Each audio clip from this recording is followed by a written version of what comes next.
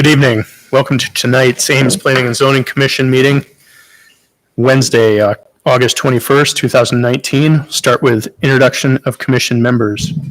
Ruth, please start. Ruth Holstrom. John Emery. Hannah Breitman-Haas. Matt Converse. Carol Spencer. Doug Regaller. Carlton Basmagian. So in our packets is the agenda for tonight. Is there a motion to approve? Move approval. All those in favor signify by saying aye. Aye. Opposed, same sign. Abstain. Passes.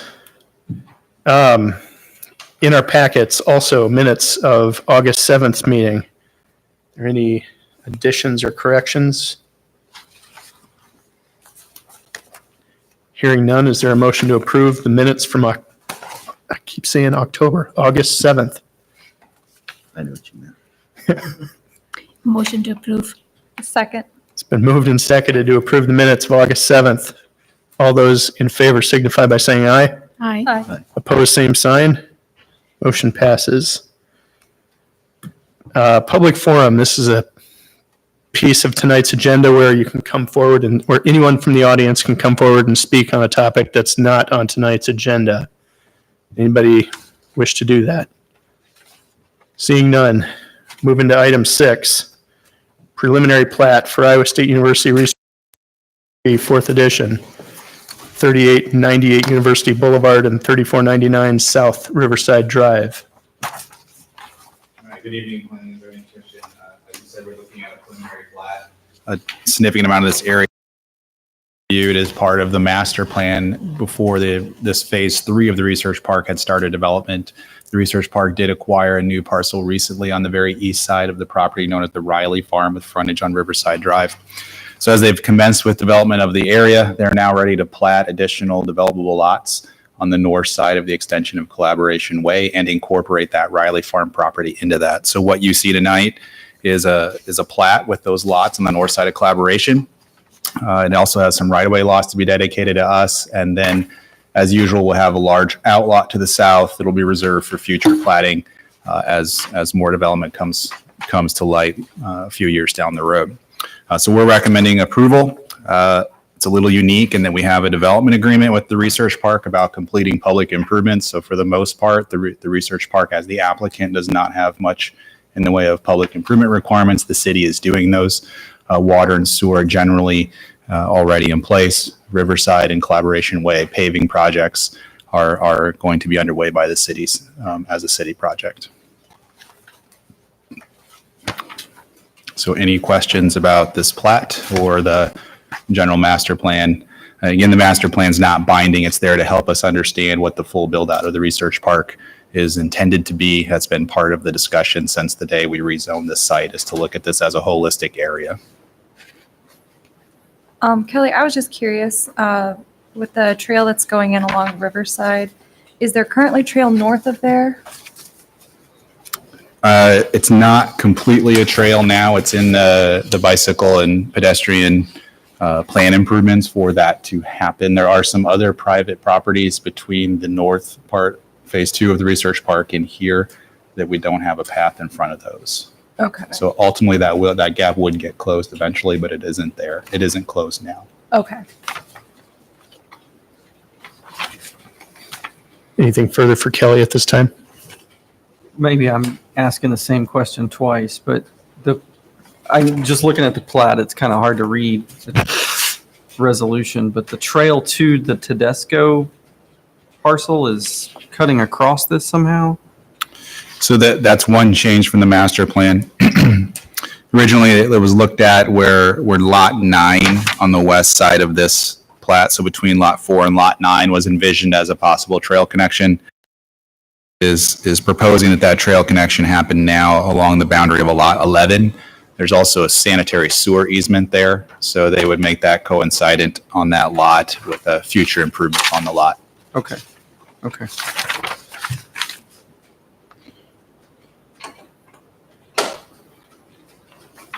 That's where you're coming. Yeah, that's good.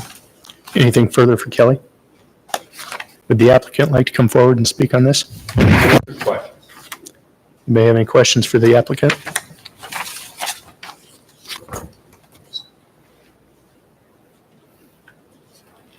Move into an area of commission discussion.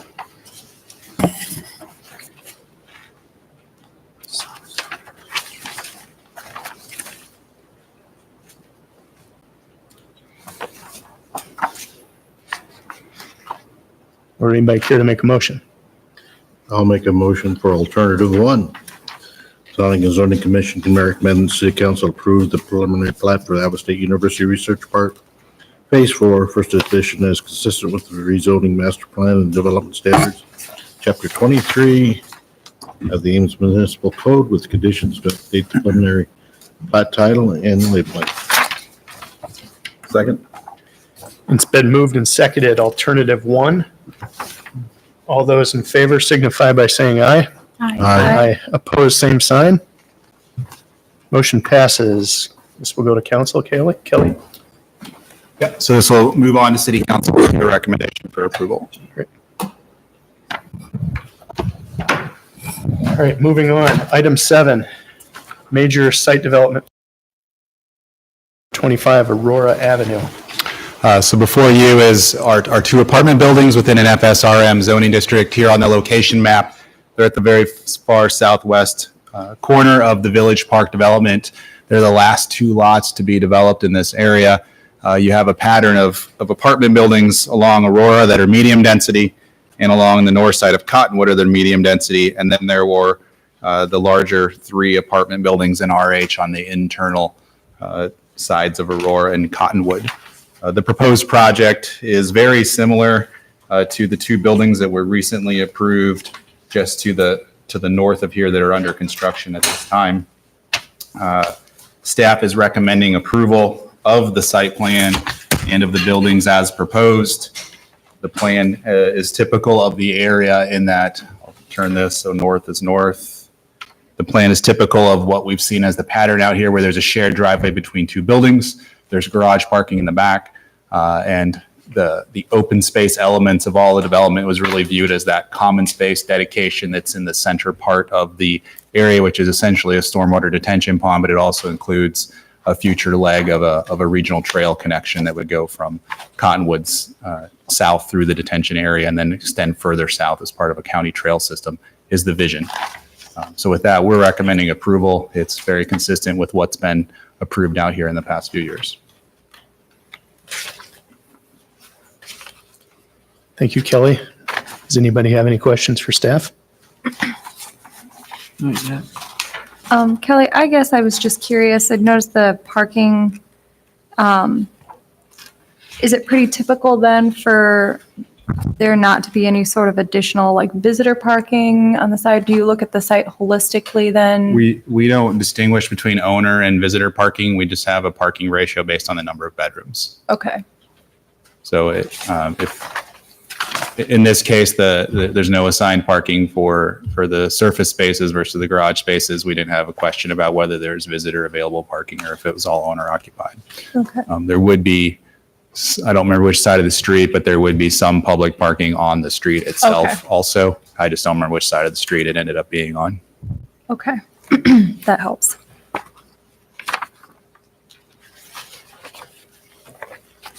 Anything further for Kelly? I guess the only other additional question I have is about the the screening around the trash enclosure. The composite board, is that like a wood composite board? Yeah, it'd be a synthetic material that looks like a wood board. Okay. And has staff ever had a discussion about, like, I don't know what the permanency of that style of material is? We Is that a would view concern it at as all? at least as good as standard wood Okay. fence materials that they're often used in these situations. And that's pretty common throughout. So yeah, we don't have specific design material requirements for our trash enclosures. It can be Okay. either landscaping or what's called an F2 fence, which is a fully obscuring fence system. So it could be masonry, it could be wood, it could be a composite material or some other materials that are solid. We don't accept chain link with slats, Okay. but other than that, as long as it's an opaque material, it is meeting those standards. Okay.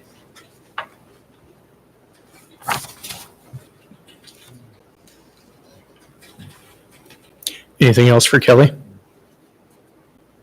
The applicant like to come and speak on this item? Got questions? May have any questions for the applicant? I guess I just have one question. Go ahead. I'm curious, how long does that composite board material typically stand up to, like, what's the longevity roughly of that type of trash enclosure? My guess is longer than wood. Longer than wood? Yeah. Okay. So That's a I guess. think, are we trying to clarify that it's not the old like masonite siding where it's a composite, more wood paper product? It's more the synthetic composite, like a deck material. Yeah, like Right. a Trex decking Like or a- something. Yeah. That's what we understand the product is like the synthetic decking material. Okay. As a board look, but it's not made out of wood Okay. versus the older siding materials that didn't end up standing up to Right, the test right. of time. Yep. No, thank you. The garages are going to be matching the other ones that we've talked about before. We've had Yeah. a The lot two of lots discussion north about- of this have been, I think they're beautiful buildings, and we've gotten lots of comments, so we're going to replicate the same two, and I think the same property owner that owns the other two will buy these two. There was just discussions about the corners. Yeah, so- Discussions about, and it's going to be the same. Yep. So these last two follow the pattern of really the last four in terms of how the garages are treated. The architectural style is the same in the same family as the two to the north, which is more traditional, not the contemporary style. And then the landscaping along the back to hide from, That follows code requirements with a 10-foot buffer on the garage side. Anything else? Anything further for Justin? All right, thank you. Open to discussion? Or a motion? Make a motion for alternative one, and the Planning and Zoning Commission recommend that the city council approve the major site development plan for the proposed 8-unit apartment buildings located at 3413 and 3425 Aurora Avenue. I'll second that. It's been moved and seconded. Alternative one. All those in favor signify by saying aye. Aye. Opposed, same sign. Passes. Thank you. All right. Item number 8. Let's see here. Zoning text amendment for bicycle parking standards.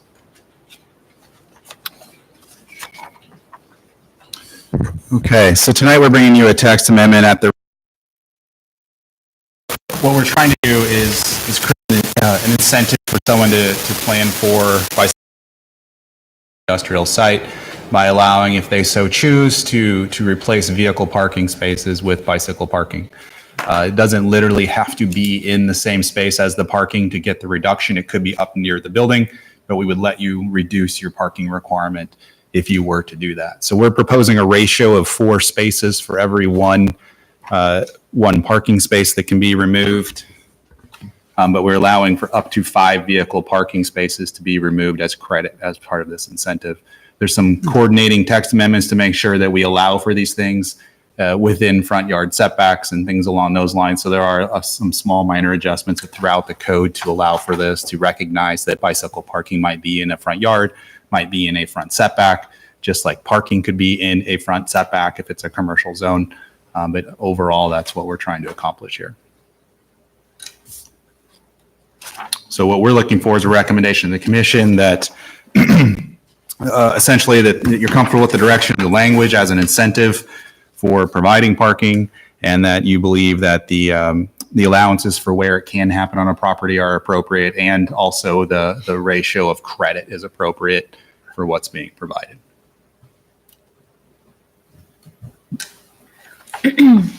Kelly, I have a question. Under 3, 2 required parking spaces, the planning director may approve a reduction of up to 5 required parking spaces.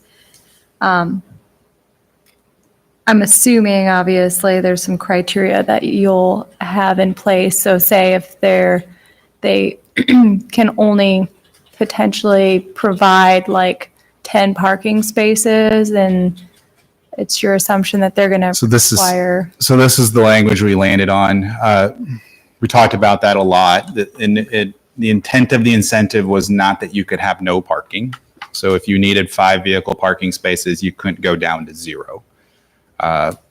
Now, so we knew that was what we for sure didn't want to be the possibility, but we weren't sure what that range was of whether it was 7 or 10 or 15 or 20 before you could have this credit. So if you go along with our language, you're going to be allowing staff some discretion, knowing that 0 is not okay. But in some uses, it might be 3, it might be 7, it might be 15, depending on what that use is. So if there's not a comfort level with that, we would want a recommendation from the commission to be more specific and maybe remove staff discretion from that evaluation. Is this throughout the whole city then? It's an incentive for any commercial or industrial property. It would not apply to residential property. I'm just concerned about downtown. You know, the Downtown doesn't require parking for basically all uses that are commercial. So if you're in a district that doesn't require parking, then you're allowed to build the bike parking, but the credit's irrelevant. You're just Okay. allowed to have it then in the front setback or in the front yard. Kelly, on the Article 3 to, what is it? 3 again, it says about location of bicycle parking systems to be within 150 feet of the main entrance or customer entrance. How did you land on the 150 feet? It was a reasonable number, we thought, in our mind to do that. We gave options to the landowner about where it fit best on their site plan, and it was a reasonable distance for access to the entryways. There wasn't much more than that to just kind of say what's a reasonable. We know we didn't want to incent something that was really far away, not really convenient, and we thought this was a happy medium to get it into that distance. And then just a question, does the city allow bicycle parking systems in non-privately owned land, like on city land, maybe? Or No, public quite. right of way, maybe? Would we allow a private? Do we allow bike racks on? public Highly land? unlikely you could apply for an encroachment permit from the city. And if city council were to approve that, then possibly it could be done. I'm not aware of where we've approved a private bicycle parking rack in the right of way. We would generally not do that. Okay. The reason I think of that is, again, going back to the extensions into required building setbacks.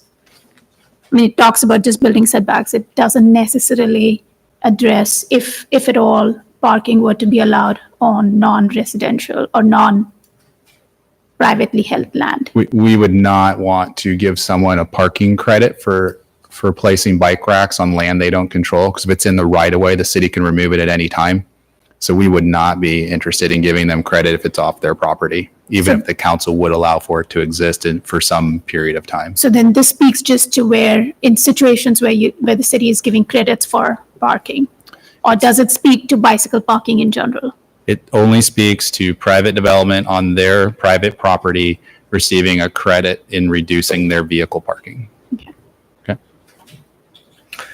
How did you get to the 1-to-4 ratio?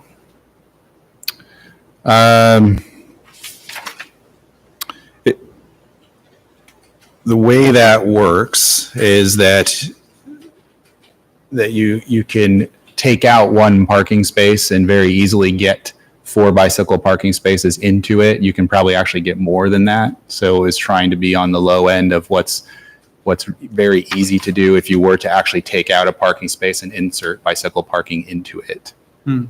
That's where that ratio was coming from. Kelly, was this benchmarked against any other similar city designs? When we first looked at the issue, which was over a year ago for council, which was just a general inquiry, what are bicycle parking options? We did look at Cedar Rapids, Iowa City, the Des Moines ordinance when it was in its draft stage. I haven't looked at it since it's moved ahead. Not everybody gives incentives and credits. Some make it mandatory. Some do what we're doing, which incentivize it, and some do both as a combination. So we're kind of in the middle of incentivizing it, and this is a pretty typical approach in terms of, especially the dimensional issues of 3x5 areas is pretty common as an expectation of what space you need for bicycle parking to work. Okay. So I had another question. Just to get a sense of the scale of 150 feet, like, how far back from the drainage ditch is the frontage of Target? oh, you mean like the back of Buffalo Wild Wings as the Yeah. drainage ditch? I'm gonna guess that's well over 700 feet. Okay. So the only thing I can kind of think of to give you some context, every double loaded row of parking, so drive aisle parking on both sides, that's about 62 feet. So 150 feet is just a little wider than two double loaded aisles of parking. If that still probably hard for you to imagine, but that's kind of the experience I can tell you about what that distance is. I mean, it's half of a city block, but no city blocks are really 300 feet anymore. So I don't know if that's great context either. I'm just curious, Yeah. you know. So you would typically see, like at a Walmart or a Target, probably about 15 to 20 feet of sidewalk between their front entrance and their curb, and they're probably going to have about a 30-foot drive aisle then before parking starts. So you're generally going to have somewhere between 30 to 50 feet from a front door to where the first like accessible parking stall is going to be, or the first landscape median is going to be. If that also helps give you an idea that first 50 feet is probably always going to be taken up by other kind of functional elements. And then you could go back 9 more parking space, I guess 10 more, 11 would be equal to 11 more parking spaces deep from there. So Kelly, I'm curious, like, could they potentially attach bike parking, say, to the building and then utilize that as a method to reduce parking? Yep. Yeah. So you don't have to be in the parking lot. It may make way more sense to put it just to the side of the main entrance. You have a 20-foot wide walkway, very easy to put the racks in or the bike loops and meet all of the spacing requirements and get credit that way. So it gives you an option of doing it either way. In general, obviously, it would probably be better to be up by the building, which we'll give you credit for. But if you had to put it, the reason we talked about it being in the lots is some places might not have a wide enough sidewalk to have comfortable pedestrian passage and the area necessary to properly store the bike. So we wanted to give an option to take out parking if necessary or desirable to put bike parking in those areas. Okay, so Like take Wheatsfield, for example, if they have parking up against the building, they don't really have a walkway other than right where they enter the building, and they have some parking there. But let's say they want to put more parking in along the side there and reduce their vehicle parking. Well, we couldn't let them. They couldn't take out the vehicle parking because it was still required, even if they didn't want it. So now they would be able to come in and take out 5 vehicle parking spaces and put as much bike parking as they wanted into those areas that fit these requirements. okay. But feasibly, they could attach a structure to the building itself and say Yep. vertically apply the bike. I'm not sure. I mean, As long as they theory, I'm not sure that would meet the locked and secured frame wheel requirement. But I guess in Right, theory, you yeah. could have a bike parking facility that's attached to the wall and comes out far enough that you can meet the locking standard. So you'll be reviewing those obviously individually. They would have to depict it. They would have to show it on the site plan and give us details about what system they're going to use to make sure Okay. it's a qualified system. Okay, The thing I'm concerned about is 6 months out of the year, they really can't use it. The bike, this is a car country for driving and stuff because of winter. There's a lot of people that ride year round in this town. So, I think the amount of reduction, is that going to cause a hardship on motor vehicle? If they put Our opinion is no. I think in general, our department is going to say a minor reduction in vehicle parking is not going to disrupt the parking balance on a site. That's one reason why we capped it at 5, just so there's not some absurd way of taking out a lot of parking. And you are looking at some discretion here on the very small sites. There is that wishy-washy area where it's up to my discretion whether 4 spaces is enough or 6 spaces is enough. What's going to really be necessary on a really small site. Those are probably going to be non-conforming sites, not the Walmarts, not the Targets, Right. not the Hy-Vees. Those aren't going to be the problem areas. It's going to be really small sites that want to take advantage of this. Like the one we've been discussing up there at North Grand that you guys approved last time. So yes, but I'm not sure in what way. So, I mean, they have over 1,400 parking spaces. So if we were to lose 5, no one would know if that was a painting error or not when they restriped. So could a hypothetical be, say the Lincoln Way Starbucks, that used to be a Wendy's. Yep. Say that isn't there and they're putting that in now. And Starbucks comes in and wants to put in bike parking. They could reduce their site parking spots with this option. Yeah, and I would have to, the default would be, let's say 20 spaces are required by code. In that case, if you are supposed to have 20 and you want to go down to 16, I'm going to approve that. I think it's when you're not meeting code, like a non-conforming condition where you might have 6 and you're supposed to have 20. Are we really going to give up 4 more of those to put in bike parking? I don't know that that's a decision that until I see that site and know what's going on that I would agree to that. But my intent is if a project comes in, meets the minimum zoning requirement for parking, and then asks for credit to reduce the minimum from the zoning, that will be approved every time. I guess that's what I'm concerned about, though, is the reduction in the automobile parking. I'm all for bikes, but the reduction in the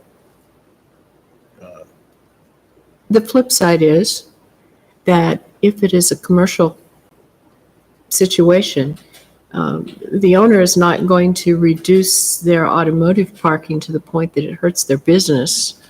They're also not going to request anything that's unreasonable for their business. This only sets maximums. It doesn't mandate that's what they've got to do. So Right, that's I would what I'm- agree with that philosophy 99.9% of the time. I understand. The- There's always an exception. The exception is when someone is more than willing to let overflow parking end up on somebody else's That's true. empty parking lot, or maybe there's an overabundance on the street, even though it's public parking. So those are very rare cases. That's so I'm not envisioning that being the situation. On new development site, that's not going to be the situation.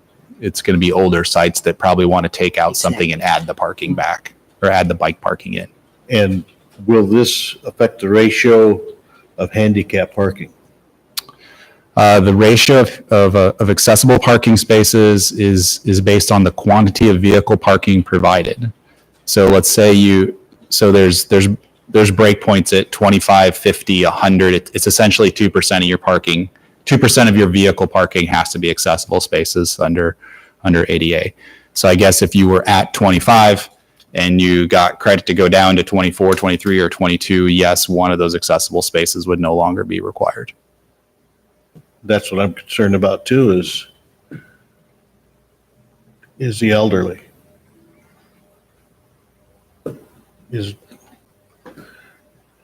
So I mean, that's just the 2% is a standard. I mean, if you build a project at 24 and that's all you're required to build, you're going to have the minimum ADA parking requirement. So the city sets the parking requirements. We could, just like downtown, we could just eliminate them altogether. Then no ADA spaces are required on site either. So I guess we did not look at it in that context of taking away an ADA space, because the ADA space only exists because the city required vehicle parking in the first place. And we can change that ratio and that requirement at any time. That's a good point, actually. I think, I don't know if there's a way to make sure that ADA accessible spaces are always maintained. Or what? Depending on whatever, I'm trying to figure out if there's a way to maintain the ADA required spaces at all times. And those do not account for in your calculations when you're doing 1:4 in your ratio.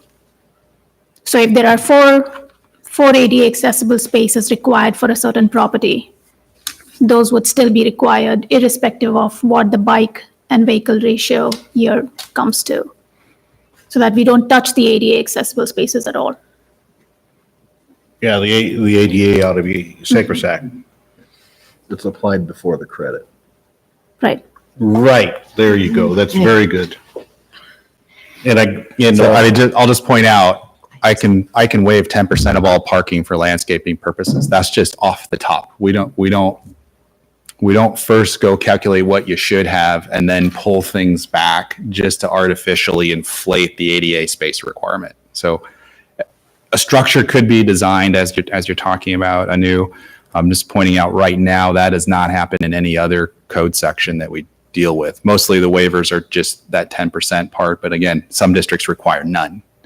So I'm not sure where the equity is in how we're viewing parking across the city in all districts versus trying to maybe inflate in some cases a difference of one ADA space. May or may not even happen. may or may not. Yeah, so the five credit spaces, the most impact on ADA is one space. That's the most. Can never be more than that. Because it would just be a question where you trip over a threshold of going from one category to the next category, which moves you from 2 to 3 or from 3 to 4. Where'd you come up with the 5 spaces? Is it just an arbitrary number that you picked out, or? It was.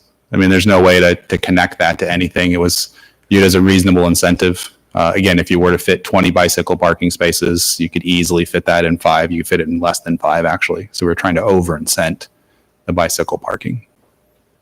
So you could lower the credit from 5 to 4 or 3 or 2 or 1. Just might disincentivize someone from actually providing the bike parking.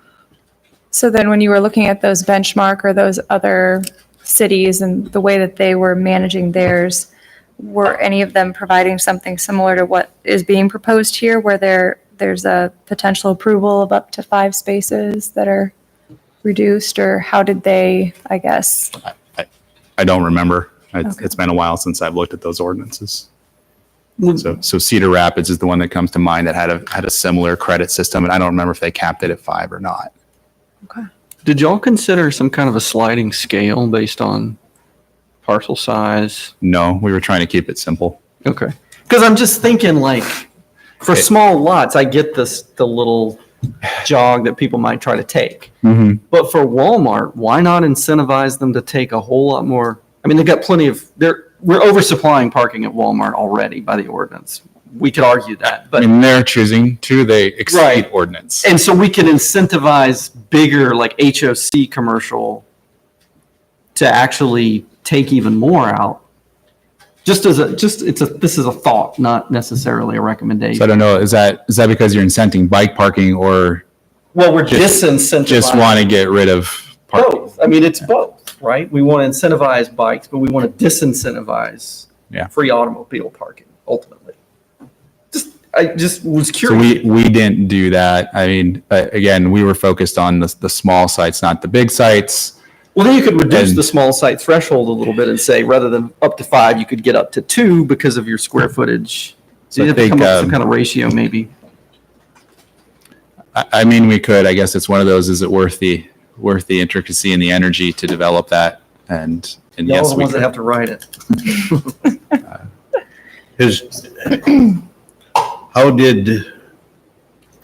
Is this just something that was brought up to the council, or just something that the council decided they wanted to try, or? I believe a city council member referred the request to staff initially out of their own interest and question about knowing that we didn't have bicycle parking standards, what do other cities do? I believe it was of a single request of a council member. Then it was brought back to the council and said, here's some examples. Do you want us to do anything with this? And the direction was draft an ordinance based on incentives. So if So we can reduce down the number down to 3 without, yeah, it's still incentivized. Yeah, I think that's why you guys are looking at it. Is this the right balance of reduction and allowances for it? That's so we didn't go through details with council and say this is what we're going to go write. The question was, do you want us to write an ordinance for incentives, have the Planning and Zoning Commission look at it and make a recommendation, or do you want to go a different route with doing this? They said go ahead and write an ordinance, bring it to the commission, bring it to us after the commission has read it. So that's why, yes, you can make it 3, you could make it 12, you could go either way on this. And did anybody look at the actual need for additional bicycle parking?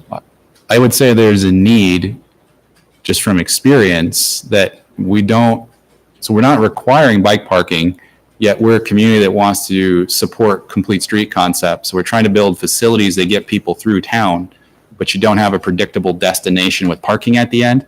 It's one of the main reasons we have vehicle parking requirements, is solely for the convenience of the consumer, to have it be predictable. So we're trying to apply that same incentive. Well, this is an incentive, it's not even a regulation, that you have a place to park your bike when you get there. You're not locking it to a tree. You're not locking it to a lamppost. And we have had businesses want to put it in, and we say, I'm sorry, you got to have that vehicle parking space. I know you don't want it, but you have to have the one, or you have to have whatever the number is, and you can't substitute bikes.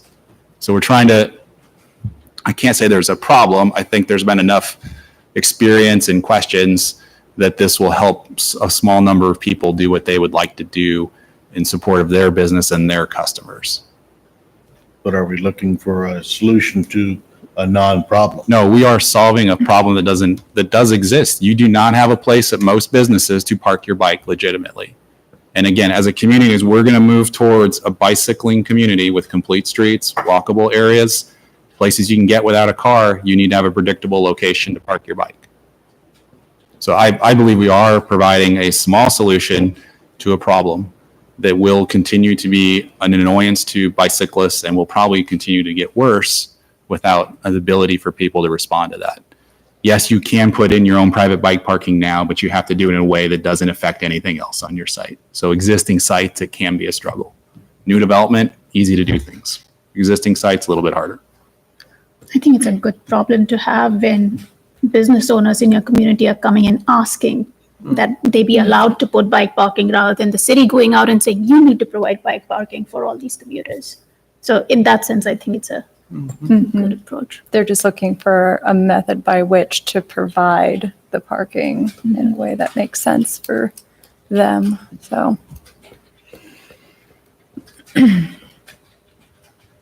I think we should go higher than 5 personally. But I like the idea of doing some sort of like sliding scale, but then having a threshold for smaller properties, because I feel like. we like creating work for you. Sorry, Kelly. Kelly, I like, think this is more of an incentive, or rather, this is, I take it back. This is more of trying to address where businesses come in and ask to reduce parking, reduce vehicular parking in lieu of providing bike parking. Right. It's not a mandatory bike parking requirement. If we were to do a mandatory bike parking requirement from the city, I think at that point you can start looking at what is maybe the lot size, or what is maybe the square footage of that particular structure, and then require, okay, you now have like a 5,000 square foot So you don't property, think so you need should a provide so sliding scale many. yet? Not for something that's. I think what we have here is putting something in place when there is nothing already. So it's a good start. I also feel comfortable, since it's been benchmarked and staff has told us that this is kind of in the middle of what other communities have done, that is a good place to start. Should it become a serious issue, it can always be readdressed. But I don't know that I would support starting on one end or the other, but rather to look at a middle ground against our benchmarks. And knowing that council is committed to things like complete streets and biking and all forms of transportation throughout the city, I think they'll be keeping an eye on it and see how successful this is. I do too. I just don't think we should over incentivize it. You're capped at 5. Right. And that's a middle ground. Is that middle, he said that there is no no place that they found this number. This number just pulled out of the air. Correct? Yep. See? So baby steps, if nothing else. Let's go to 3 instead of 5. You know, I'm concerned again about the ADA and about reducing. There's always going to be somebody that'll try to reduce their parking. This is on new development, not retroactive on any current businesses. Kelly, Say that again. this is on new development or new projects, nothing retroactive on It existing. allows someone to come in and take advantage of it if they wanted to. There's no obligation if you don't choose to come in and do something. But I wouldn't have to do it at my building. Absolutely, right. Okay. Right. There's So no requirement. even if you're, Not required. not. even if you're new development, Retroactive. even if you're new development, you don't By have the to. applicant, But none of it's mandatory for anybody. Right. It's an allowance. right. But you could reduce your parking Exactly. On a new project. on an old. On any site, I am allowed to reduce, if you have adequate parking, up to 5 spaces. And then I'm also allowed to waive 10% of all parking to add landscaping for any reason. If you just want to go plant another tree, you can take out parking. So those are the kinds of things that we've been trying to add into the ordinance to, if we're not going to go so far as to require something, if you want to accommodate and incent what's going to do that for somebody, there has to be some benefit. If we're not willing to go out and say you must have 5 bicycle parking spaces for the first 10,000 square feet of building, then we're trying to find a way to get people encouraged to do it rather than follow typical, standard, prototypical development approach to a site.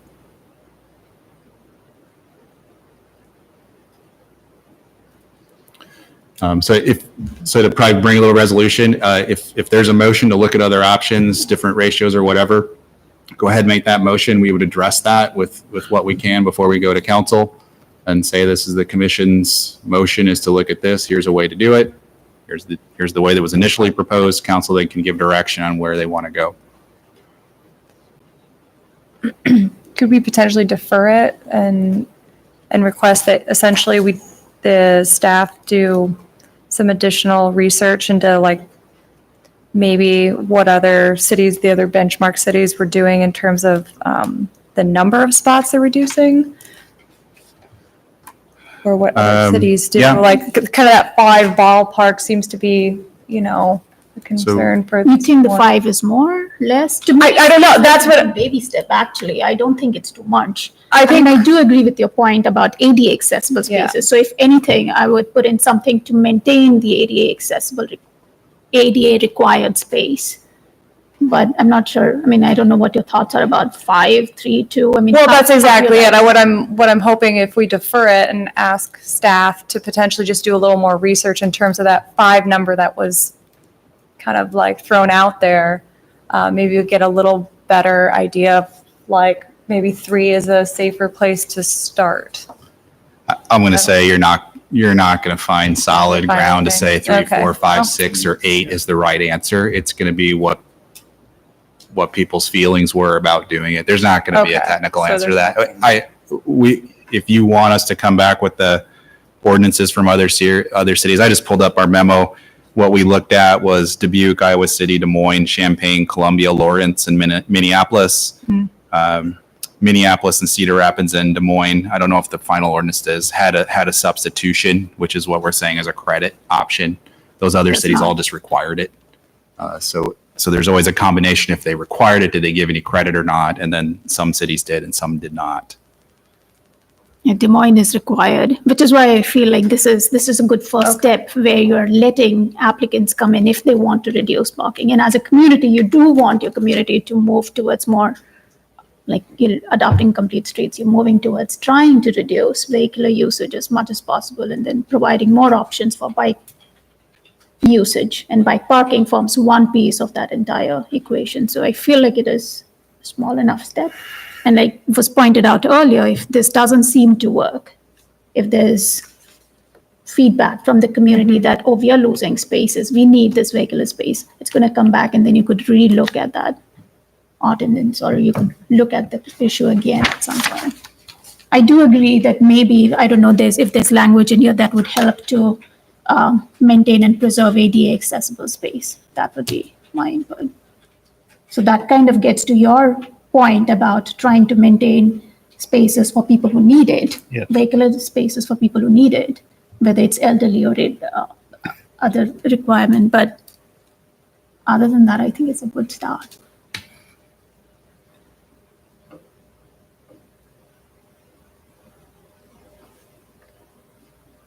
Is any further discussion?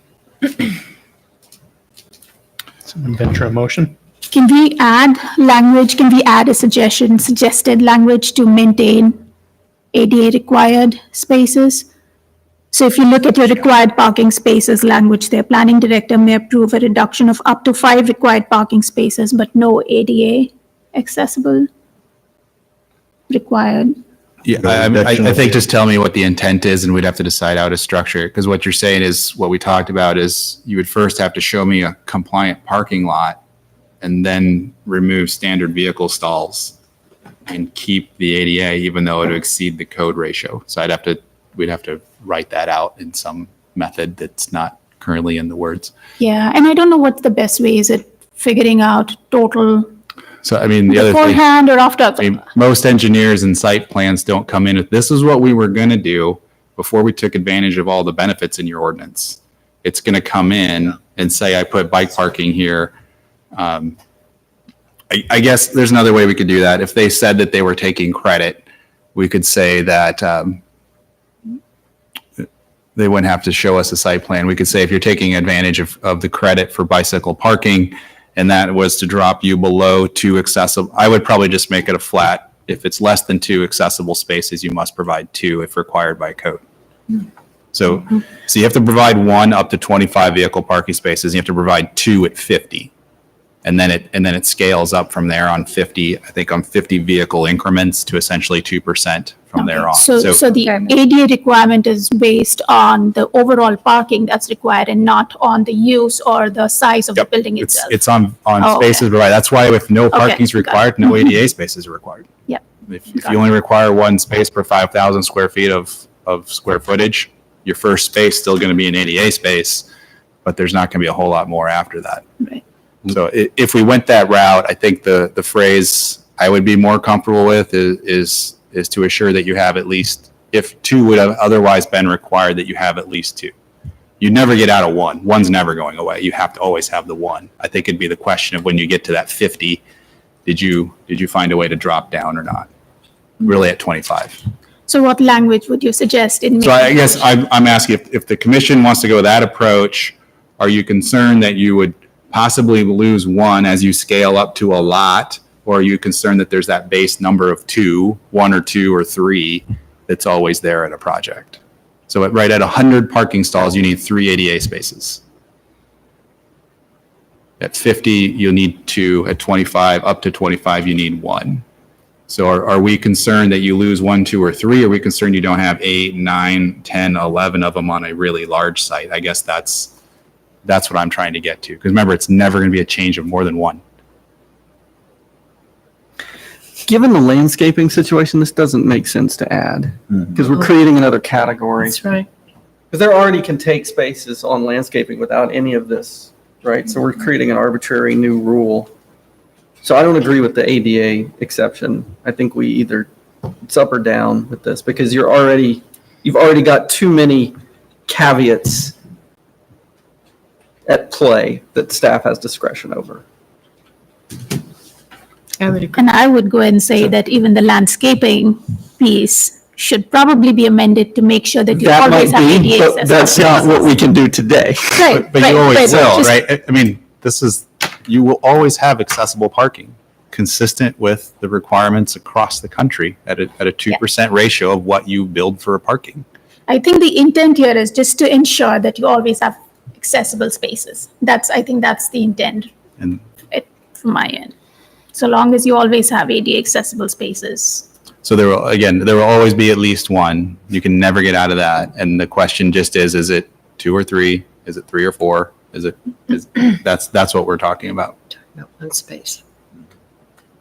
Well, small sites, there'd only be one to begin with, right? If you've got- Under 25, right? Yeah, I And mean, that has so- to be there. it's always going to be there. But it seems the likelihood of them taking away ADA spaces specifically to Just one accommodate space. this doesn't. Well, they won't take away ADA spaces. They just won't be They won't be required, required to right? put You as can't one use the bike parking to push the ADA parking further away. That can't happen either. Okay, that's what 50 and I, 100. You can't do that because federal law will trump there and say the ADA spaces have to be the closest to the entrance. You can't substitute something else in the way of that. We would not be looking to do that. So again, I think we just need a direction. We can find a way to deal with that one space and not have someone have to show us two different site plans. That was my biggest concern, was asking someone to show us one thing that they were never going to build to get to what they're going to build. But we could probably tweak that language about how they got credit and then how then do we actually count ADA spaces? If that was a motion, we could look at that language. All right, I'm going to make a motion that we recommend approval of alternative one, and the Planning and Zoning Commission recommend that the city council adopt the proposed amendments regarding bicycle parking incentives. I second. It's been moved and seconded, alternative one. All those in favor signify by saying aye. Aye. Opposed, same sign. Passes. Okay, so we will work with the city attorney to finalize the language, but we'll go forward with in essence what you've seen here as an incentive program. And those districts that do require parking, which there was 3 of, they would still require parking, but now they'll get the benefit of reducing parking if necessary. Okay.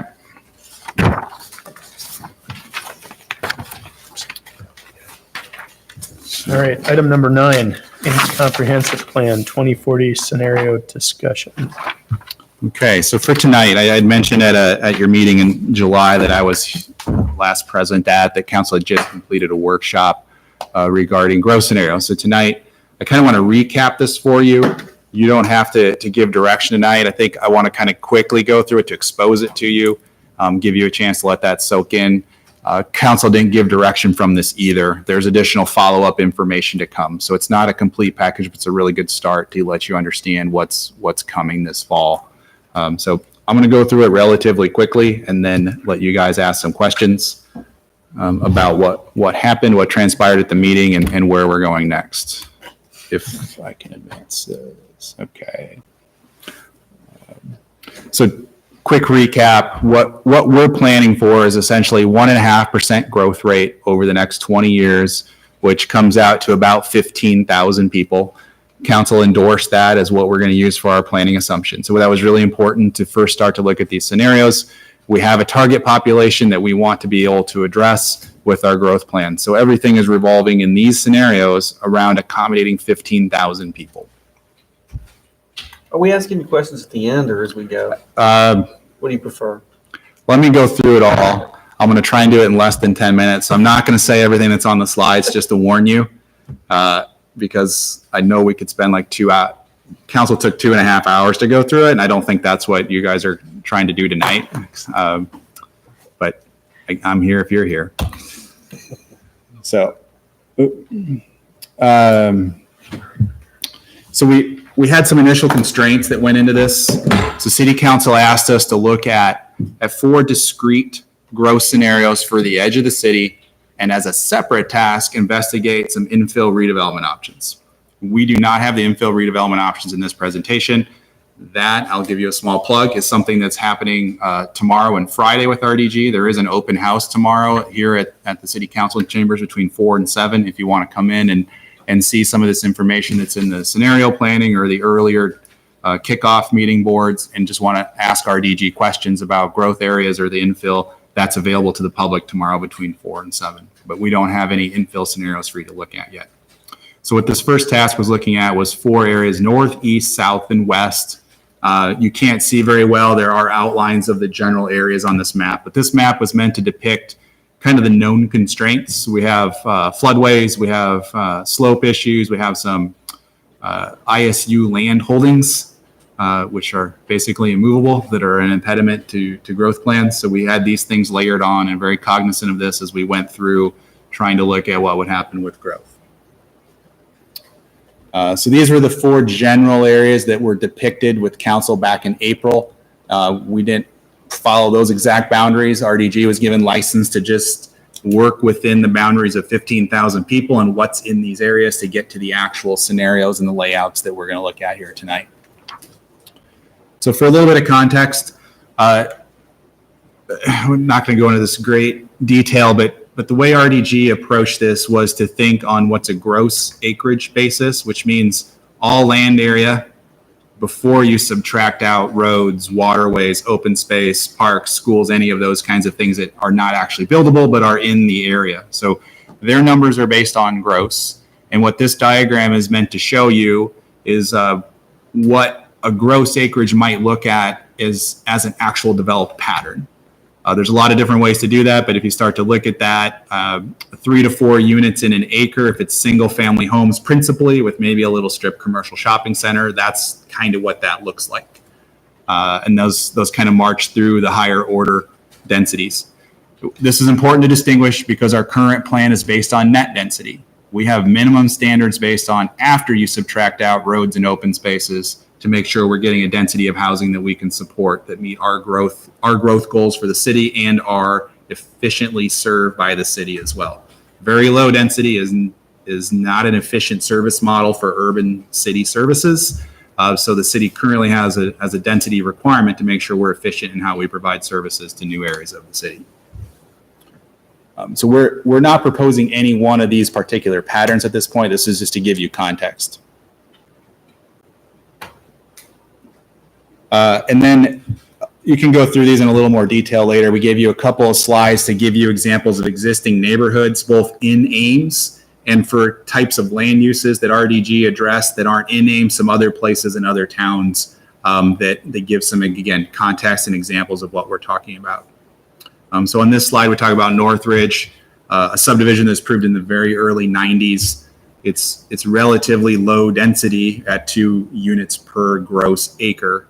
Because the amount of open space, the larger lots, all of those things kind of factor into a lower density neighborhood overall. And then if you move to a little bit newer areas of the city, if you look at Northridge Heights, which had to follow our density standards that were adopted in 97, it comes out at a much different density. It gets closer to that 4 units per acre. It's mostly single family, but there is a little bit of apartments and there is a little bit of commercial in there. And then if you want to see an even denser version, if you go west in Ames out to the Edwards Elementary area, where you have a mix of high density, commercial, single family, a lot of different things, you can see how that gross density moves up to 6 units per acre. But you had to mix in a lot of land uses to generate that kind of density if it's over a broader area. So again, this is all background to get to what the diagrams are going to depict as a mix of housing for these areas. And then again, this is another one that we wanted to give reference to. The old plan, the 97 plan, really talked about villages.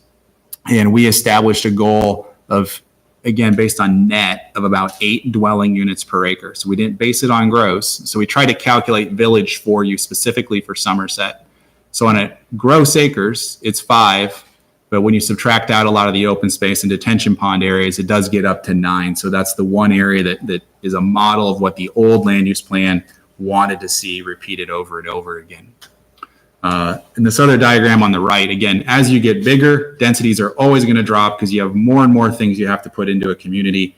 If you go to a smaller area, the density is always going to calculate out higher because you get to ignore things like schools and drainage ways and things like that. So what this Stapleton example shows you is this was a community plan that Denver put together. Different neighborhoods have much higher density, but when you look at it as a plan, it's all the way down to 3.5 units per acre because it has office parks, it has civic space, and again, it has drainage areas. So from that, what we're saying is, yes, you should be cognizant of the dwelling unit densities, but it should not be the only thing we're looking at in these designs. It should be about the places that we're designing to accommodate the housing for the variety of people that we want to be in the city. We should not just be locked in on one number. Because it doesn't scale well depending on the size of the growth area you're looking at. So what you see here is the work that RDG started with. We went from that vague drawing in the top right to areas that were drawn out to reflect what they think can accommodate at least 15,000 people. Some of them accommodate more just because that was like the natural ending point of where you could put the growth. Very important to point out the purple areas. You'll see the one on the east side of town and the one on the south side of town. The city is committed to both the ISU Research Park at the south as a purple area and the East Industrial, east of I-35, as employment centers in the next plan. Those are not debatable elements. We have infrastructure deployed or will be deploying infrastructure to support those. So we wanted to make sure they were shown in relationship to how we were talking about housing and other commercial, because the industrial is not moving. Those will always be there whether you put housing east of I-35 or not.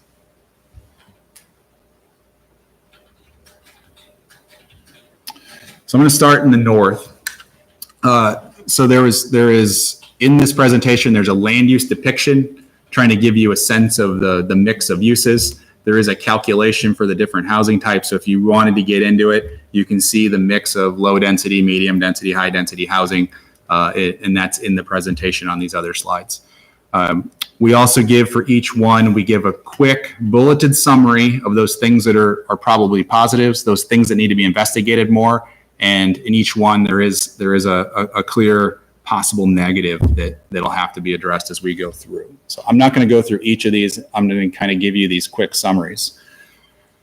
So North Growth has kind of two parts to it. If you look at the area south of 190th Street, which is the road that you see kind of going through the middle of this aerial photo here, you can see the Ames Golf and Country Club on the left.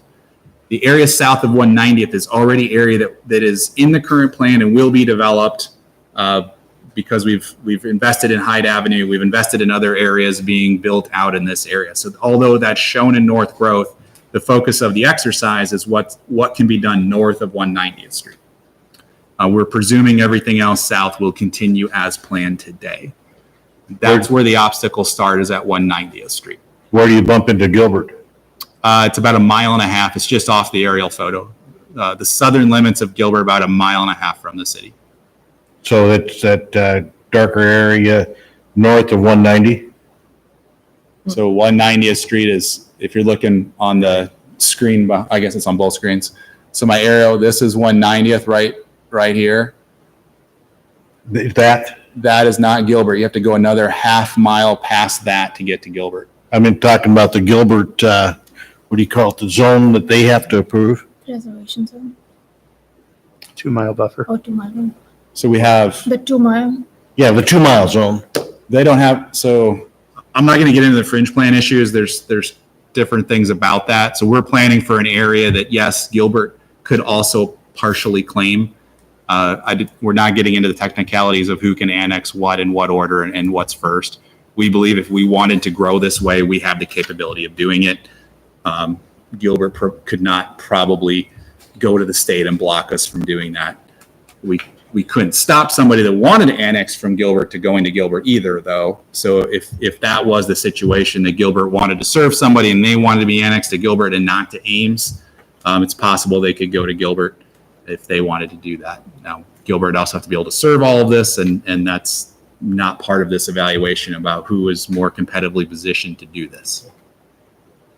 So what you should see here is that with the mix of housing units, it's a pretty typical suburban pattern. It does let you get up to about 5 units per acre.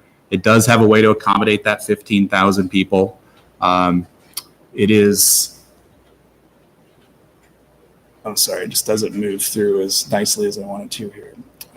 So there is a split out of, again, both that north and the south. I'm going to go back to the land use diagram for you. So again, we view essentially this area south of 190th to be able to be built out. If you recall, there's a railroad track right here. It is a large hindrance to developing communities. We will not be able, in all likelihood, to create any additional at-grade crossings. It means that at some point, if we were to build all this, we'd probably have to look at a grade separation on 190th Street. It does make that divide between an east and a west side, just like we have now between Northridge Heights and Bloomington Heights. There's just really not connectivity between those neighborhoods. So there is the railroad does cause an issue for trying to plan out neighborhoods and make them be cohesive. At one point, we looked at doing things west of the railroad and focusing on GW Carver. As we looked at that, we decided, you know what, people really are going to be leaving this area. Being closer to Highway 69 is probably a better advantage than being on GW Carver. As you'll see in the comments, some of the biggest negatives of here is there isn't anywhere to go from here except through the city. You have to always drive through the city, whether it's on Hyde, GW Carver, or Highway 69 to get to whatever you're going. There's no real bypass outlet to get you somewhere else. So it would have probably have some substantial effects on existing neighborhoods for that traffic to continue to filter through the city. So one thing we're showing is in each of these diagrams, we're always showing something that's like a blue or a purple color, depending on your screen, identified as some civic area. Ideally, that would be a school element. Now, the school districts get to control whether they want to put a school in a neighborhood or not. We would like to be able to plan and coordinate with the district to think about having school facilities in an area, especially if it's a large area like this. It's traditional. It does help set up a community's neighborhood with identity to have, again, those public spaces that you all recognize and can assemble in. So each one, whether a district will do that or not, we don't know, but we had the RDG think about that as an element of the design of these areas. So you see a mix here. It's kind of based on open space and trying to do some connectivity to the extent we can. And it's a mix of low and medium density and some commercial opportunities as well. I kind of hit on some of the highlights of issues. The big red flag here, and you're going to see a red flag with every one of these, is that we do not have a way to serve sewer north of 190th Street. So any development north of 190th Street will be a major sewer infrastructure investment. What's depicted in this is possibly doing a mile of force main up Highway 69 to get to that area. Another option is running a trunk line up Squaw Creek, which is even further and probably even more expensive to do. It's one of those things that we still have to investigate to give information to council about costs. So for each one of these, we don't really have cost information. We have ideas about what the infrastructure needs are, but we're still evaluating the capacity to serve and cost to serve at the same time. So that's a big decision. That's always been an impediment in the Southwest. We've never been willing to build that sewer line in the Southwest to open up the land that the plan wanted to do. What we're going to show you in each one of these, the city will have to make an investment for these to happen. It will not happen without some city investment. It's just not possible. The infrastructure needs are too great just to say a developer someday will show up and take that all on their own. Again, some of the cautionary things are those traffic levels will likely be pretty high with the limited routes. We are looking, and we probably will look at in the next transportation plan update, what is the feasibility of having another interchange on I-35, either if we were to grow east or north, look at one north of 13th Street. If we were to grow south, look at one south of Highway 30, and we'll go through that on the south one. So we are contemplating big picture issues here. What would need to happen over 20 years? Interchanges aren't going to happen first. They're going to happen last. It's one of those things where you got to live with the traffic to justify the interchange. So even though we might say people to do it, we probably wouldn't get the interchange for 20 years. So any questions on these bullets? I will ask about questions on these. If does anything stick out here for infrastructure or anything at this point that I didn't touch on? Okay. So I'm going to jump east. So as I said, the East Industrial is a given in our planning. 13th Street is an interchange that's already there. Just off of this map to the south, DOT will be building a new interchange on Highway 30, which will give us very good direct access into the industrial park. So that's something that will be done in the very near future by DOT. So that's a very large benefit for the city that would happen. It should make that land more marketable and better for development in the future. So what RDG did in this approach, and this one is unique in that it's the only one that has a regional commercial center. So at 13th Street, this plan assumes that regional commercial, that area that the Elwell companies control now and has zoning for planned regional commercial, would be in some way built out as regional commercial uses. And then you would start to see residential development and maybe more local commercial uses kind of come in behind that. A very traditional suburban node kind of approach where you're going to have a large node, have a lot of uses kind of surrounded on the outside with really good highway access. They do have other commercial uses kind of lining the interstate as a buffer. It does show you some green space for the existing Kettleson Marsh that's out there. And then there is a large drainage way that we're showing with the green space here that would also probably need to stay open and not be developed to maintain drainage district needs out in this area. So this area could support way more than 15,000 people. The way RDG has shown this, that what's in color could support 15,000, they kind of ghosted in a street network for that next area as well. If that was to be shown in color, you're talking about 25,000 people. So you can see how if we made the move east, you can support a substantial amount of growth for the city, and there's ways to accommodate that and do that. As you have been clued in, it's not easy to do. There would be major infrastructure needs. Same issue, we don't have sewer capacity to serve all of it. There's a small fix to serve the first part, but long-term, we would need another trunk line. The benefit is that that's also needed for the long-term build-out of the industrial park. So we can start development of commercial, we can start in development of industrial, but at some point, the city's gonna have to invest in other sewer infrastructure to serve the full build-out of those areas. So if we were to do the housing and the commercial east of the interstate, that same sewer investment would support both of them. So there would be a co-benefit from doing that future trunk line in that. As we showed, there's probably a need for an interchange. We wouldn't be able to put 25 or 15,000 people on 13th Street. There would need to be another way to go. And that would likely lead again to that I-35 interchange as an option just to the north of there. What we're looking at is that would be, which doesn't exist today, would be an extension of Riverside Drive, so that you would have more of a direct connection to the paved county road there, rather than what exists now, which is going up to 190th Street and then having to backtrack down into the city. We don't view 190th Street as having to cross the Skunk River as really a viable option for making that more of a bypass road because of the difficulties of having to go through that area. So we think closer in and possibly easier to construct and to use even would be a Riverside extension to a new interchange. But that's an issue that will be discussed more with the long-range transportation plan. Just a quick question. I know we are waiting till the end, but the regional commercial area that's designated, is that the same site as what the regional mall was proposed a long time back? Is that the same So area? if I can get my arrow there. These two blobs are this is the former regional mall site. This property is also owned at the same time, but was never approved with the project. What's pending is a request to undo the regional mall requirement and allow to proceed with a regional shopping center on the bottom, more of a standalone store format rather than a mall. So those two pieces are staying the same with planned regional commercial on them. And they're gonna overbuild the sewer and water and stuff, aren't they? We're not going to overbuild. We're going to build what we have capacity for. And that's where I'm saying that we can serve some upfront development, but to realize this picture, a whole new trunk line sewer has to be built to the south. And it would pick up service through the industrial park as well. So there's no way right now for the city to absorb this level of development into its infrastructure. Just like to the north, we need an extension, and we need to find out if we can even absorb all that coming through the system as well. That's why we're saying we're not sure. We know we have a gap to at least get there, but you have to look downstream as well when you put this larger population into an existing system. This is the one that we know for sure a separate trunk line's needed. You can't go back through the city.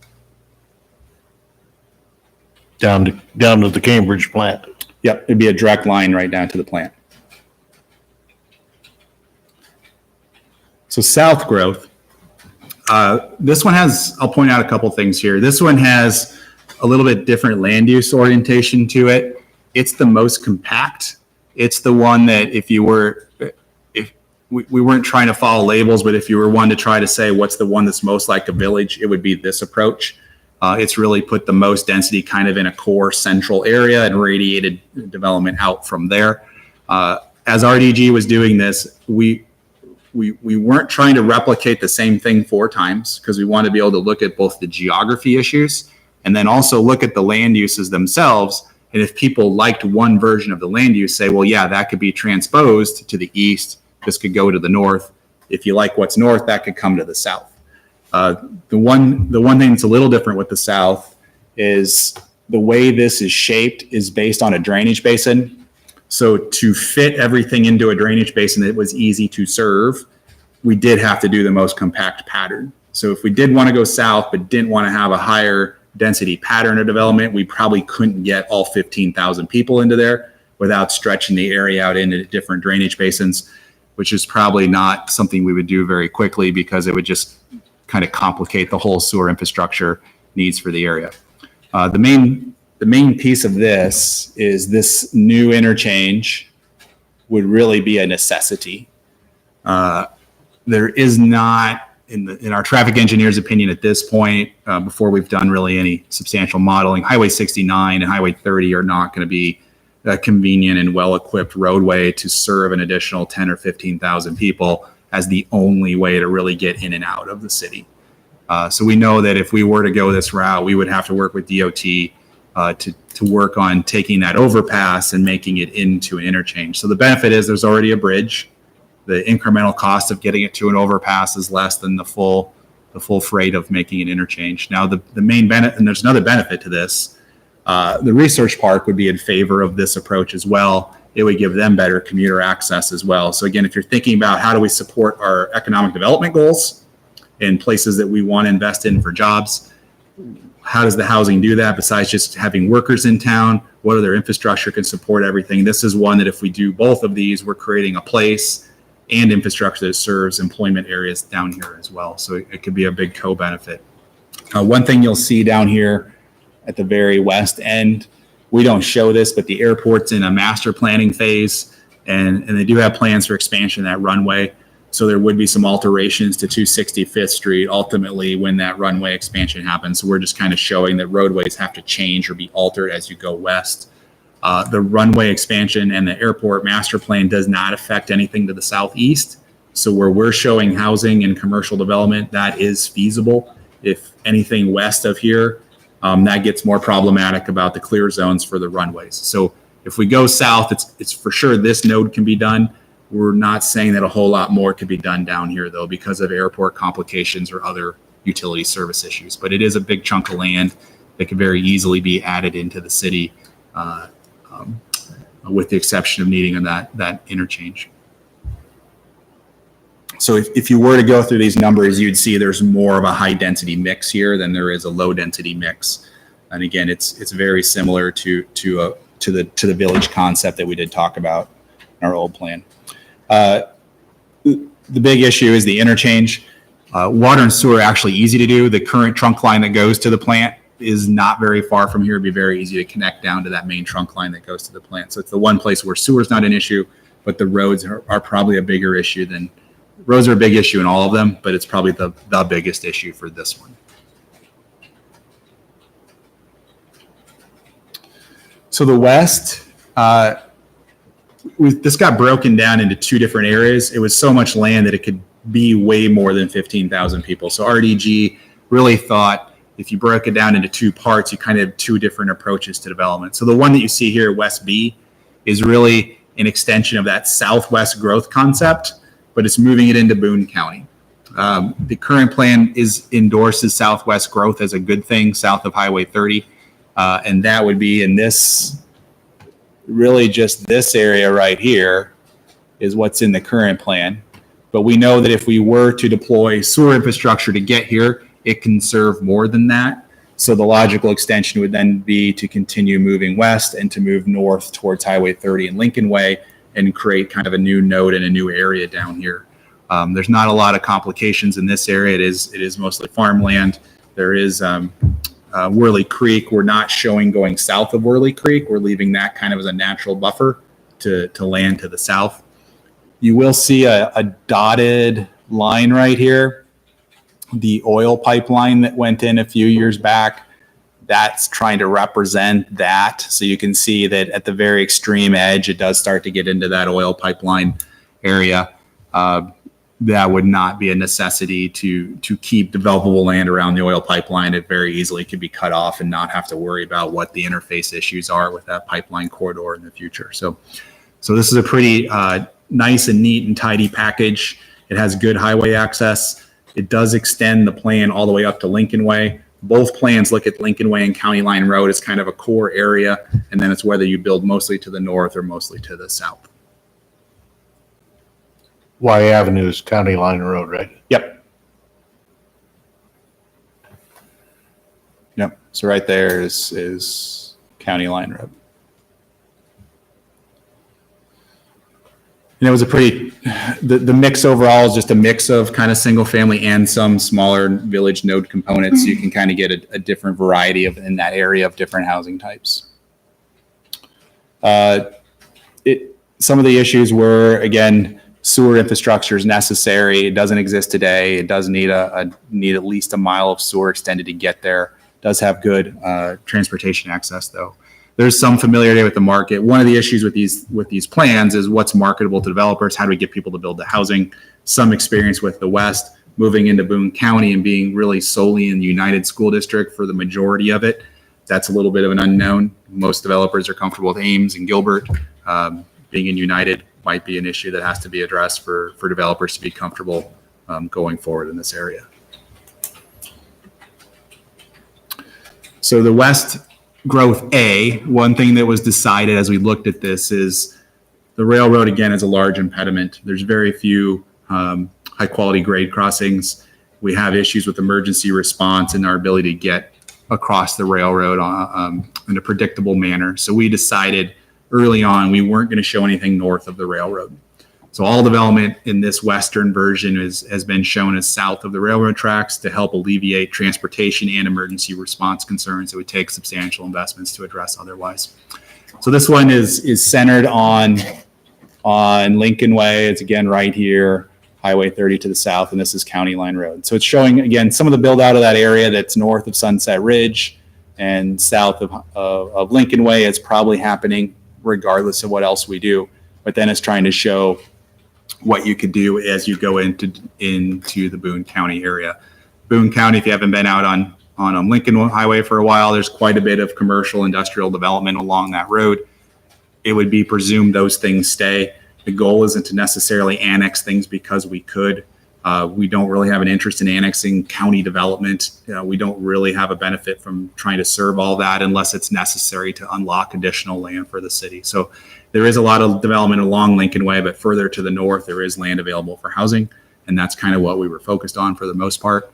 There probably needs to be some planning about that stretch of Lincoln Way between Highway 30 and County Line Road and really see maybe that is a semi-industrial corridor or small business kind of oriented area like it is now. It needs to stay that way and not just plan for housing to be in that area. So that's something that could get looked at more if we were to start to look at this in greater detail. It's a lot different pattern here because of the drainage issues. It gets to be really chopped up. It's not as cohesive as an integrated neighborhood. You have a lot of pieces that can kind of be connected, but you have a lot of disruption in that as well. So this is kind of a different look, different feel, even though it again accomplishes the same goal of 15,000 people.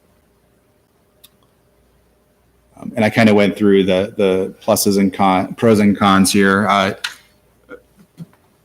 Not an obvious transportation impact. It probably has some of the same issues that North Growth has. Your main ways into the city are Ontario and Lincoln Way. It's the only two ways to come into the city. So if you were to do West A, you're putting a lot of traffic probably on Ontario Street.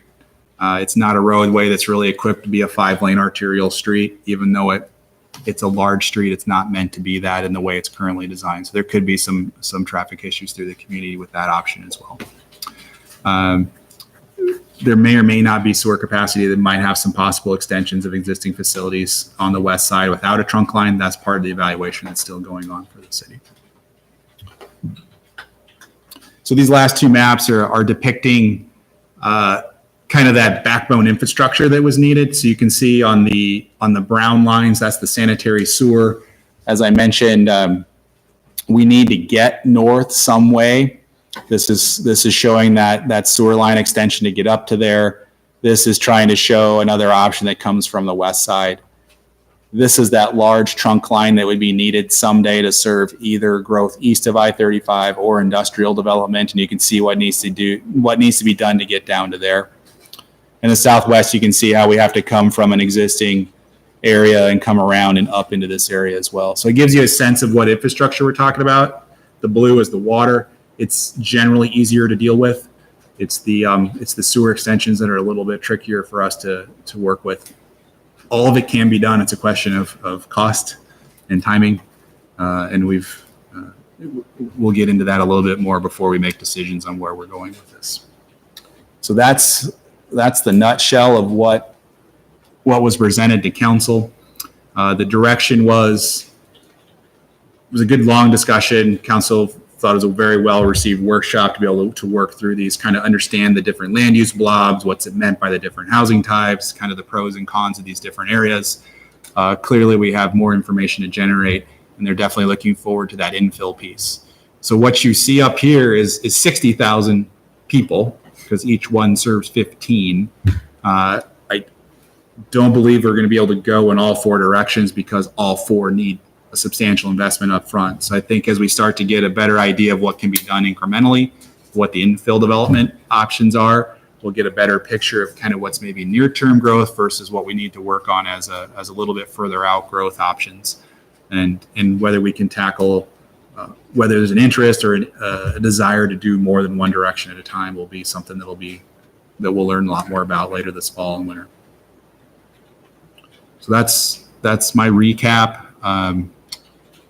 I guess if you have questions about the approach, any specific questions about areas, I can take those.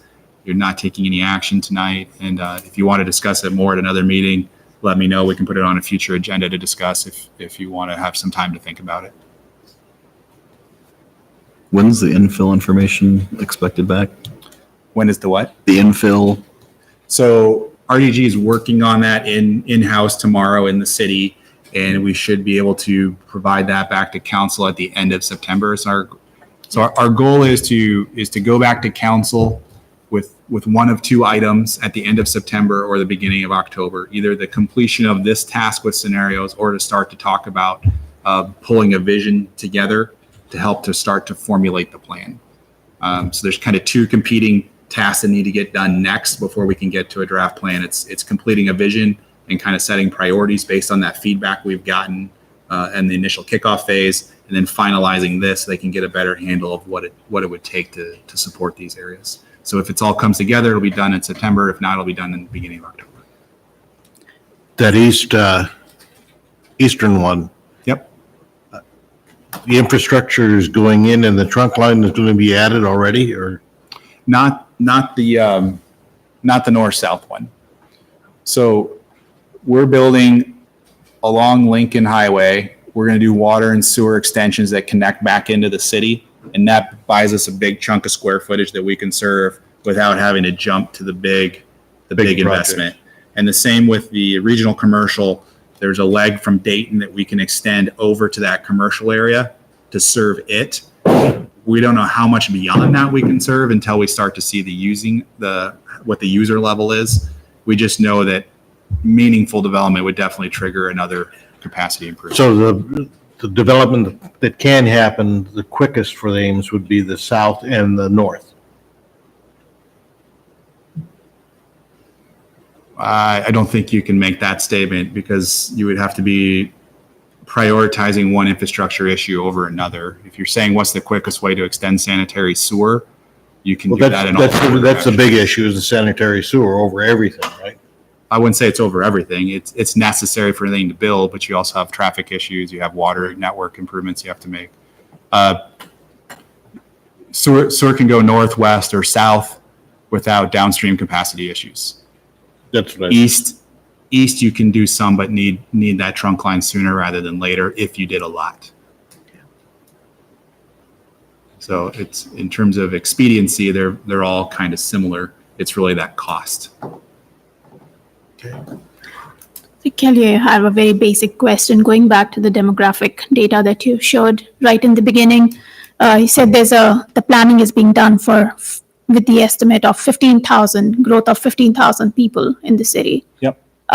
Is that 15,000 broken down at all by age maybe, or income, or any other demographic characteristics? So when we went through that in April, we looked at it a couple of different ways. The main purpose was to kind of control for a student population and then look at growth of non-student population in the city. So the 15,000, it was controlling for student enrollment. And I don't remember how we broke it out between like a senior housing component versus just a total. That's something that we'll have a little bit more information in when we finish some of the background information report. I just don't recall right now how we addressed that at that point back in April. So when you say controlling for student population, does that mean the 15K is then everything other? It's Other than, 15,000. does not include It's student? 15,000 people besides any change in enrollment at ISU. Okay, so that's non-student population. Yes. Well, yes. The way we calculate it, yes. Okay. The chart says projected plus students, so that, I'm assuming So that was, campus population. so that meant that I didn't come to talk about this because we went through all this in April and I don't remember all the details, but there was different models. And one of them was called population plus students, kind of looking at different growth rates with students in and out of the models. And that was really just the title of the model. So yes, it's 80,000 people, including students, but the 15,000 is not including students. The reason I So bring the reason that I bring that up, and I'm trying to get my head around whether it includes population with students or not, is when we are looking at these growth scenarios. So the 15 does not, the 80 does. Does that help explain that? So that's why it's labeled that way, because that chart's showing you total population. So it's 79,772 calculated out with an assumption about student population and then the growth increment layered in. So the 15,000 is not assuming a student increase. Okay. So it's actually the top chart that reflects that more accurately in a way. So the top chart is kind of the non-student population. But the difference between the 2040 projection and the 2017 estimate is roughly 15,000. Well, should be about 15,000. Should be about 28,000. So the student number is roughly 28,000 as an assumed student population within the limits of the city. Regardless of enrollment, that's kind of the student population that's built into these numbers. No, I meant the change in the projected permanent between these two dates is roughly 15,000. That's That's the population they're essentially trying to plan for. Yep, right? and that 15 does not have a growth of students within it. Right. Okay. And they assume 28 as the student population. Yes, roughly 28. And that was based on information from Iowa State about how to back out of total enrollment into likely people that live in the city versus maybe commute in. I mean, there's no crystal ball on what ISU's enrollment is, so you have to just make an assumption and go from there for projections. So we handle all of Iowa State's water and sewer, correct? We have to what? We handle all of Iowa State's water and sewer I believe so, yes. and electricity? No. They have their own power plant. We provide some power to them, but they generate the majority of their own power. Okay. Depends on where the facility is in the city, whether it's advantageous for them to serve it or us. Can you, I don't know how much detail to get in here, and I'm trying not to get too much into the weeds, but in all the four scenarios, when you break it down into low density, medium density, high density, commercial, what are those land pattern areas dictated by? How do you break it down? How much? What's being used here?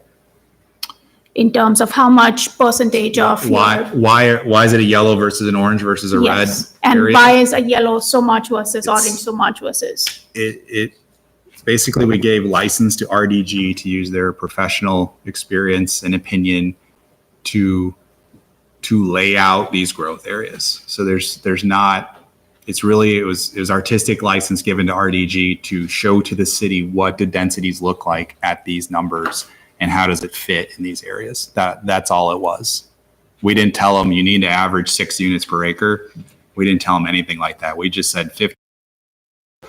Show us reasonable ways that can be done and show it differently so we can understand maybe what the pattern difference is. That's why you have the south is one way, the east is another, and the north is another. So they weren't given very much direction. I guess one way to think about it, again, this is just something for you also to think of and maybe take it back. One way to think about this is as we get closer to moving beyond the artistic depiction, is look at that 15,000 number or whatever the growth be with students, and then break it down into what the growth might look like based on, say, age breakup maybe, or income breakup, and maybe a couple of other characteristics, essentially to try and understand what the need might be. What the need might be for multifamily, what the need might be going in 2040 I for don't single have family. that here, but we have talked about.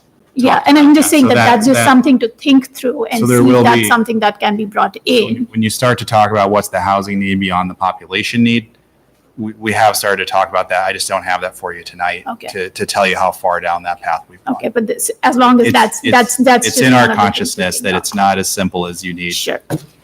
And then, do you know if I know you mentioned that there would be some options on infill housing and what those scenarios might look like.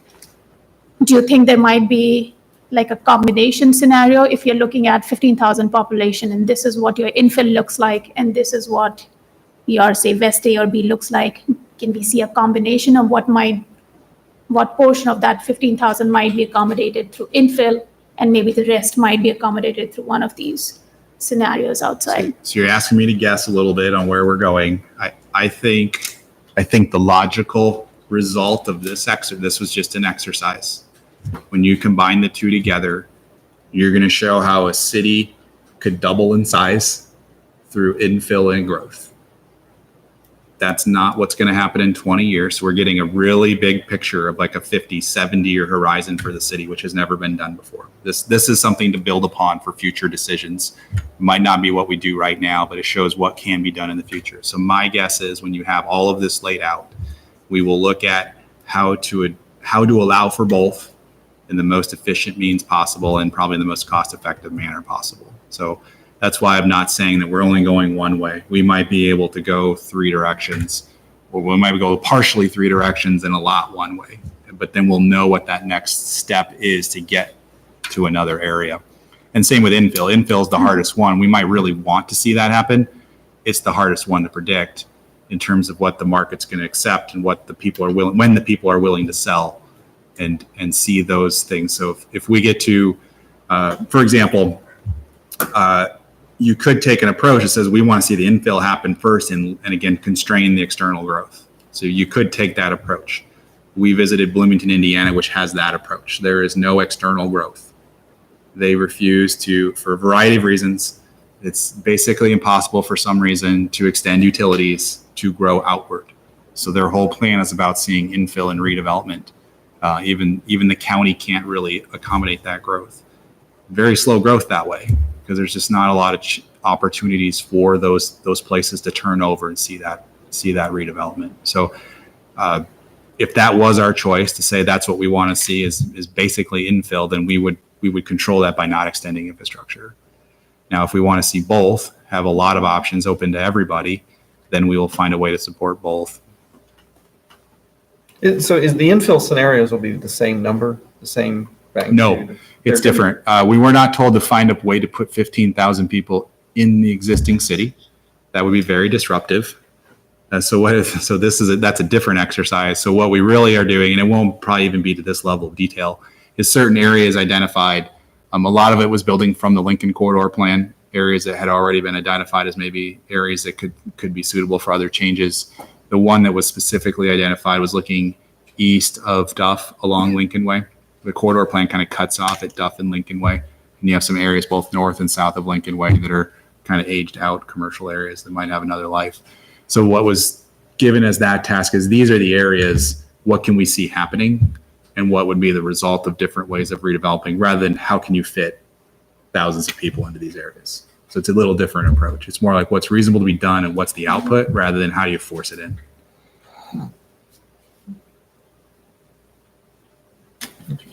The Healthy Life is going up on Ontario, right? I'll tell you after the vote in September. The Healthy Life is going up on Ontario. The site that is available to us is off of Ontario, yes. Won't that drive up along the Ontario Street all the way out to county line? I don't know. I don't know if we were to grow west, is that an attraction that makes that more marketable or not for housing? I don't know that we know that at this point. If that's what you're trying to get to, is there an amenity there that makes that west feel more attractive to the market? It might be. I don't know that. I don't know that we know that at this point. We did not presume that if the Healthy Life Center was built, that would make Western growth more desirable. It might, but we didn't assume that. There's a lot of factors that go into where a site's able to be built on and why somebody would want to choose to buy a house in those locations.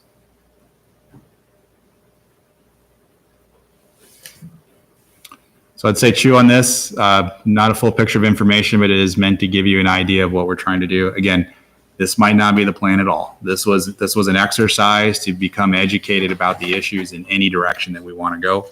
I think we've done that to what we can do at this point, and we'll definitely fill in more details in the next month. So you're going to do a similar presentation with the infill scenario when it's done for us, or? Yeah, I'll bring it to you. I don't know how we're giving it to council yet. Okay. Part of it's going to be driven by timeline and schedule about how it gets onto an agenda versus a workshop agenda and just different things. You said there's an open house tomorrow? So tomorrow between 4 and 7 in this room, RDG again, some of the boards will be from the kickoff meeting, just background, because maybe you never ever talked to us before about Ames Plan 2040. You might have come to the workshop and saw your farm was shown as medium density housing in 2035, and you want to come ask what that means. Come talk to us. We're here. RDG will be here. I'll be here. So it's questions about this, and then they'll be starting to work on that infill options. Okay. Thanks, Kelly. Commission comments.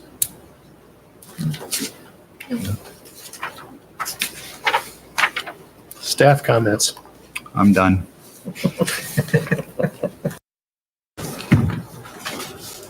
We're adjourned.